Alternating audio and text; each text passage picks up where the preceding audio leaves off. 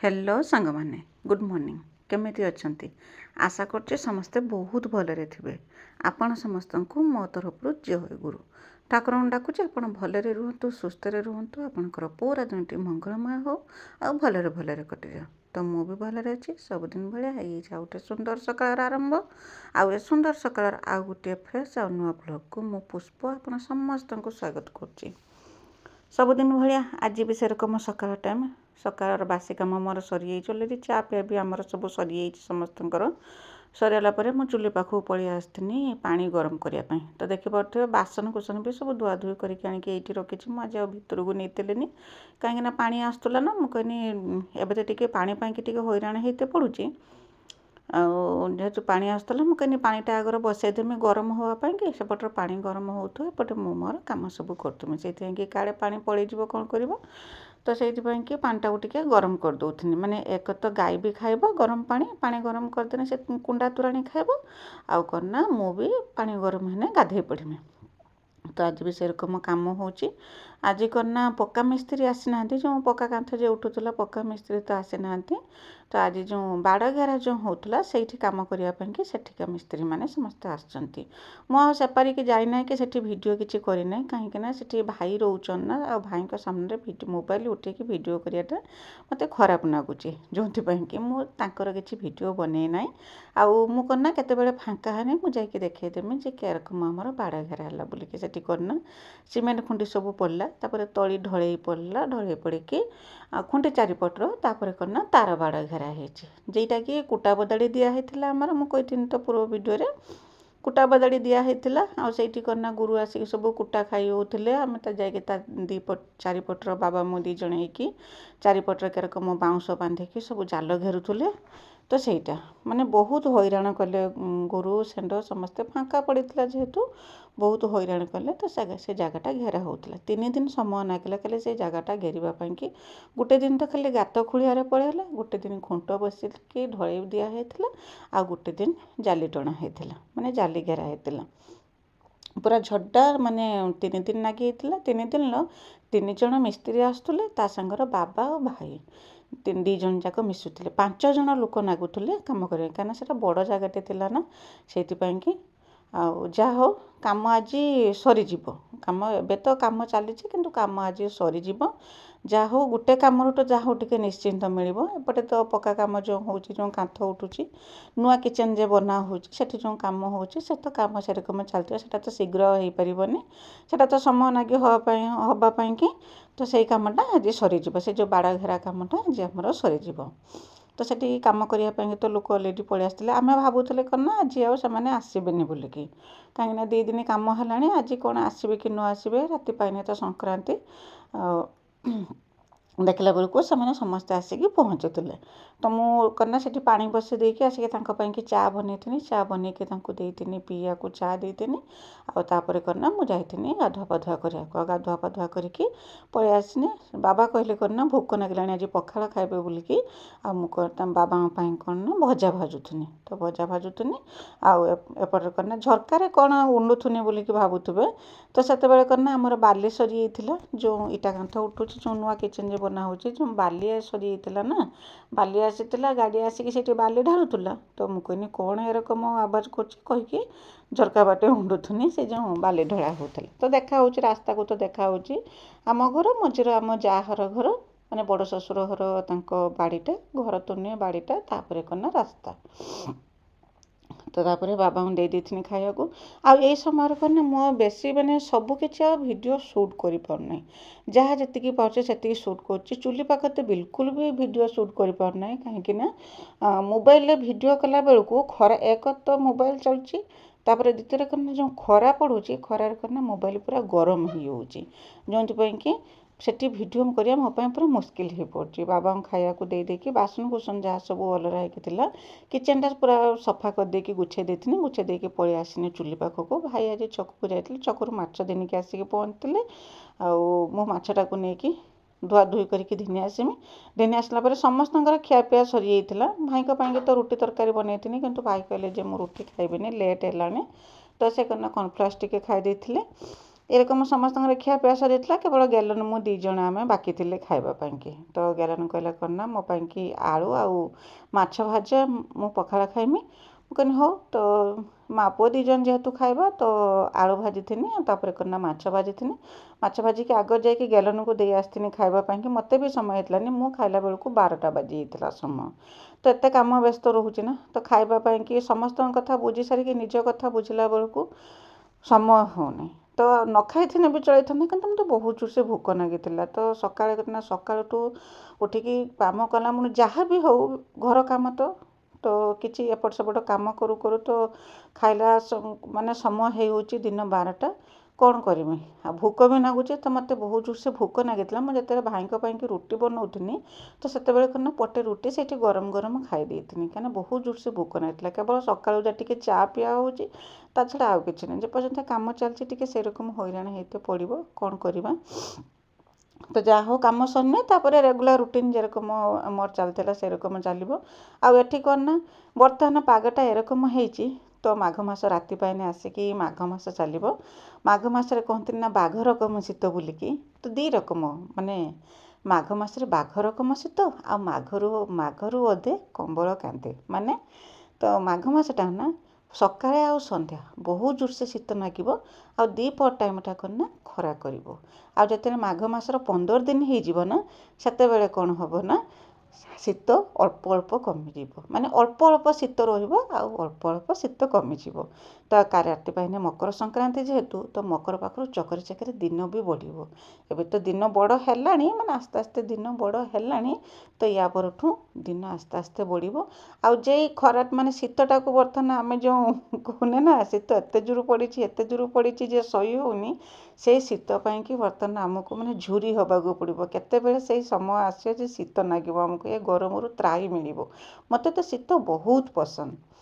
ତ ଆପଣଙ୍କ ସାଙ୍ଗରେ କଥା ହଁ ମୋର କାମ ବି ସବୁ ହେଇଗଲାଣି, କାହିଁକିନା ଭିଡ଼ିଓ ମୁଁ ବହୁତ ସ୍ପିଡ଼ କରିଦେଇଛି। ଆଉ ବେଶୀ କିଛି ଭିଡ଼ିଓ ବନେଇ ପାରୁନାହିଁ। ସ୍ପିଡ଼ ନ କଲେ ନା ଭିଡ଼ିଓ ବହୁତ ଲମ୍ବା ବି ହେଇଯିବ। ତ ଆପଣ ଭାବୁଥିବେ ମୋର ଷ୍ଟାର୍ଟିଂରୁ ଲାଷ୍ଟ ପର୍ଯ୍ୟନ୍ତ ପୁରା ଭିଡ଼ିଓ ସବୁବେଳେ ସ୍ପିଡ଼ରେ ଥାଏ। ତ ହଁ, ଭିଡ଼ିଓ ବହୁତ ଲମ୍ବା ହେଇଯାଉଛି ନା, ଆପଣଙ୍କ ପାଖରେ ସମୟ ନାହିଁ ଭିଡ଼ିଓ ଦେଖିବା ପାଇଁକି, କାହିଁକିନା ବ୍ୟସ୍ତବହୁଳ ଜୀବନ, ସମସ୍ତଙ୍କର ବ୍ୟସ୍ତବହୁଳ ଜୀବନ।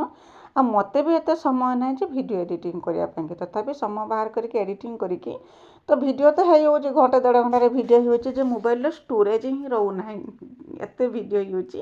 ତାକୁ ମୁଁ ସ୍ପିଡ଼ ନ କଲେ ଭିଡ଼ିଓ ଛୋଟ ହେବନି, ତ ସେଇଥିପାଇଁ ସ୍ପିଡ଼ କରିଦେଉଛି।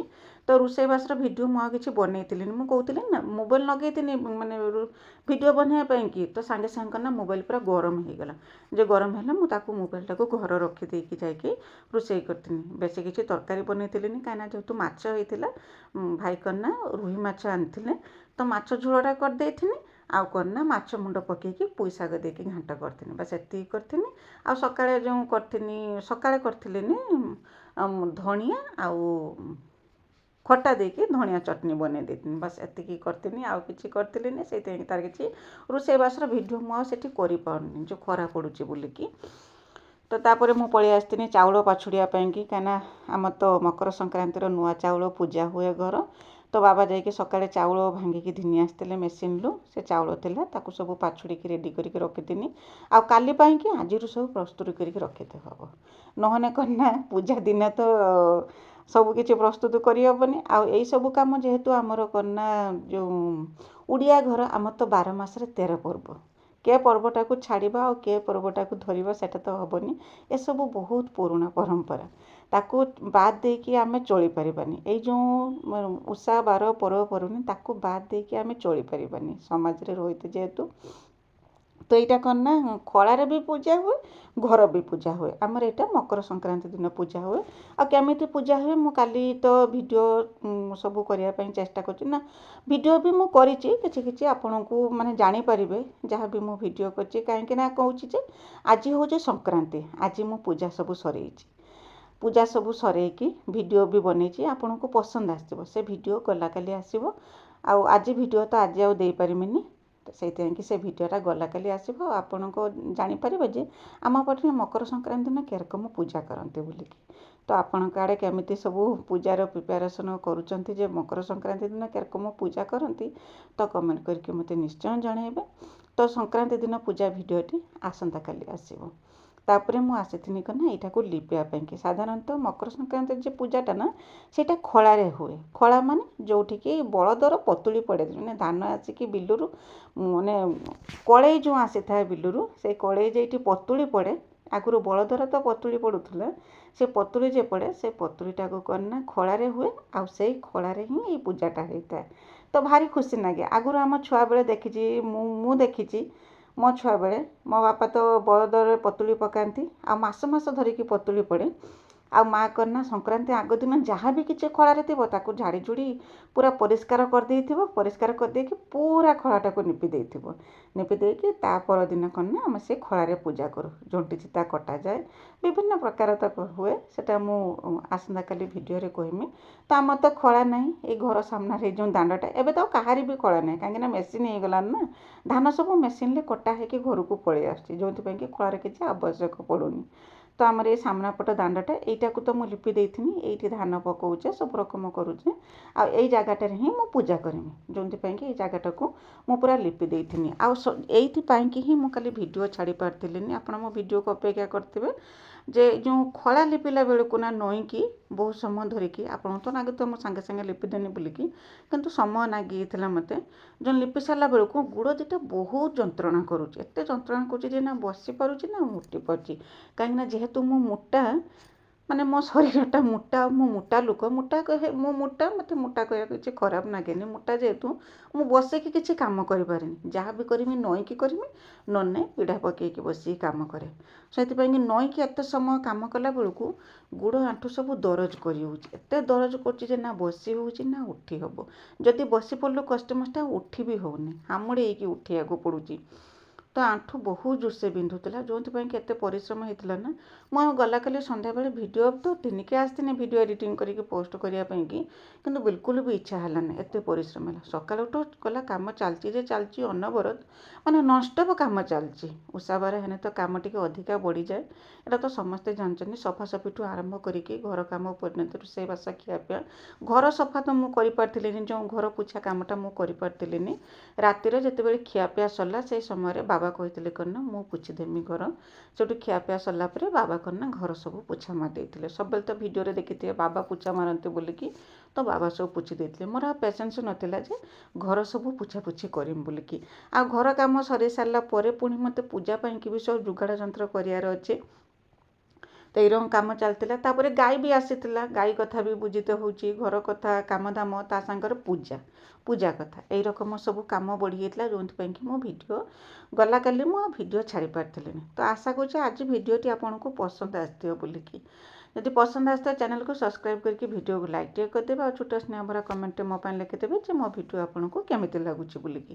ଆଉ କେହି ଯଦି ନୂଆ କରିକି ମୋ ଭିଡ଼ିଓ ଦେଖୁଛନ୍ତି, ପ୍ରଥମେ ଚ୍ୟାନେଲକୁ ସବସ୍କ୍ରାଇବ୍ କରିଦିଅନ୍ତୁ, ଯାହାଦ୍ୱାରା ଯେତେବେଳେ ବି ଭିଡ଼ିଓ ଛାଡ଼ିବି ସର୍ବପ୍ରଥମେ ଆପଣ ହିଁ ମୋ ଭିଡ଼ିଓକୁ ଦେଖିପାରିବେ। ଆଉ ମୋ ଭିଡ଼ିଓକୁ ଆପଣଙ୍କ ଫ୍ୟାମିଲି ଫ୍ରେଣ୍ଡମାନଙ୍କ ସହିତ ଟିକେ ସେୟାର କରିଦିଅନ୍ତୁ, ମୋତେ ବି ଟିକେ ସପୋର୍ଟ ହେବ। ତ ଆପଣଙ୍କର ସପୋର୍ଟ ଆଉ ଭଲ ପାଇବା ମୋତେ ୟୁଟ୍ୟୁବରେ ଭିଡ଼ିଓ ବନେଇବା ପାଇଁ ପ୍ରେରଣା ଯୋଗାଉଛି ଆଉ ସାହସ ମଧ୍ୟ ଦେଉଛି। ଆଉ ଗଲା ଭିଡ଼ିଓରେ କ'ଣ ନା ବିଜୟଲକ୍ଷ୍ମୀ ଦିଦି, ସୁବ୍ରମଣ୍ୟ ଦିଦି, ବିଜୟଲକ୍ଷ୍ମୀ ଅପା, ସୋନି ଦିଦି, ଜୟନ୍ତୀ ଦିଦି ଆଉ ରଶ୍ମି ଦିଦି ବହୁତ ସୁନ୍ଦର ସୁନ୍ଦର କମେଣ୍ଟ ଲେଖିଛନ୍ତି। ସମସ୍ତଙ୍କୁ ମୋ ତରଫରୁ ବହୁତ ବହୁତ ଧନ୍ୟବାଦ। ତ ଆପଣ ଏମିତି ମୋ ଭିଡ଼ିଓ ଦେଖନ୍ତୁ, ଭିଡ଼ିଓରେ ଏମିତି କମେଣ୍ଟ ଲେଖନ୍ତୁ, ମୋତେ ବହୁତ ଖୁସି ଲାଗୁଛି। ତାପରେ କ'ଣ ନା ମିକିଲି ମୁଁ ପଳେଇ ଆସିଥିଲେ ପୂଜାର ଯୋଗାଡ଼ ଯନ୍ତ୍ର କରିବା ପାଇଁକି। ଯୋଗାଡ଼ ଯନ୍ତ୍ର ମାନେ ଗଲାକାଲି ଯେ ରାତି ପାହିନେ ପୂଜା ହେବ, ତା ପାଇଁକି ଆମ୍ବ ଡାଳ, ଦୁବ, ବରକୋଳି ପତ୍ର, ଫୁଲ ସବୁ ଯୋଗାଡ଼ କରିକି ନେଇକି ରଖିବାକୁ ପଡ଼ିବ। ଆଉ ପୂଜା ପାଇଁକି ଯାହା ସବୁ ସାମଗ୍ରୀ ଯେଉଁଟାକି ବାଡ଼ି ଘରୁ ମାନେ ଆଣି ହେବ, ଯେଉଁଟା ଦରକାର ହୁଏ, ସେଇ ସବୁ, କାହିଁକି ନା ଆମର ତ କୃଷି ପ୍ରଧାନ ଆମର ତ ସାଧାରଣତଃ କୃଷି ପ୍ରଧାନ ରାଜ୍ୟ କହିତେ ବସିନେ, ଯାହା ବି ପୂଜା ପର୍ବାଣୀ ହୁଏ ସବୁ ସେଇ ଚାଷକୁ ହିଁ ଲକ୍ଷ୍ୟ କରିକି ହୁଏ। ତ ସେଇଥିପାଇଁ କି ଯାହା ବାଡ଼ି ଘରୁ ଯାହା ସବୁ ଜିନିଷ ଦରକାର ତାକୁ ସବୁ ଯୋଗାଡ଼ ଯନ୍ତ୍ର କରିକି ରଖିଥିନି। ରଖି ସାରିକି ତାପରେ ଗାଈ ଆସିଥିଲା, ଗାଈ ଦୁଇଁଥିନି, ଗାଈ ଦୁଇଁକି ଲୁଗାପଟା ଧୋଇକି ଘରଦ୍ୱାର ଖରକା ପ୍ରକାର କରି ସନ୍ଧ୍ୟା ଦେଇଥିଲି। ସନ୍ଧ୍ୟା ବାଜି ଯାଇଥିଲା ମୋତେ। ତ ଏମିତି ଭାବରେ ଆଜି ଦିନଟି ମୋର କଟିଯାଇଥିଲା। ତ ଆସନ୍ତାକାଲି ୟାଠୁ ଆହୁରି ସୁନ୍ଦର ଭିଡ଼ିଓ ଆପଣଙ୍କ ପାଖକୁ ଆଣିମି। ତ ମୋ ଭିଡ଼ିଓରେ ଏମିତି ଯୋଡ଼ି ହେଇକି ରହିଥାନ୍ତୁ। ଆଉ ମୋ ଭିଡ଼ିଓକୁ ଏମିତି ବହୁତ ସାରା ଭଲ ପାଇବା ଦିଅନ୍ତୁ। ଆପଣଙ୍କ ଭଲ ପାଇବା ହିଁ ମୋତେ ଭିଡ଼ିଓ ବନେଇବା ପାଇଁ ପ୍ରେରଣା ଦେଉଛି। ଆଉ ଏଇ ଭରସାରେ ହିଁ ମଝିରେ ଗୋଟେ ଦିନ ମୁଁ ଭିଡ଼ିଓ ଛାଡ଼ି ଦେଉଛି ଯେ ଆପଣମାନେ ମୋତେ ଭଲ ପାଉଛନ୍ତି ମାନେ ତ ନିଶ୍ଚୟ ମୋ ଭିଡ଼ିଓକୁ ଅପେକ୍ଷା କରିକି ରହିଥିବେ ଆଉ ମୋ ଭିଡ଼ିଓକୁ ବହୁତ ସାରା ଭଲ ପାଇବା ଦେବେ ବୋଲିକି। ସେଇଥିପାଇଁ କି କାଲି ମୁଁ ଭିଡ଼ିଓ ଛାଡ଼ି ପାରିଥିନି ବୋଲିକି ଗୋଟେ କମ୍ୟୁନିଟି ଦେଇଥିନି ଯେ କାମରେ ବ୍ୟସ୍ତତା ପାଇଁକି ଭିଡ଼ିଓ ଛାଡ଼ି ପାରିନି। ତ ଆଜି ପାଇଁ ରହୁଛି। ବାଏ ବାଏ, ଜୟ ଗୁରୁ।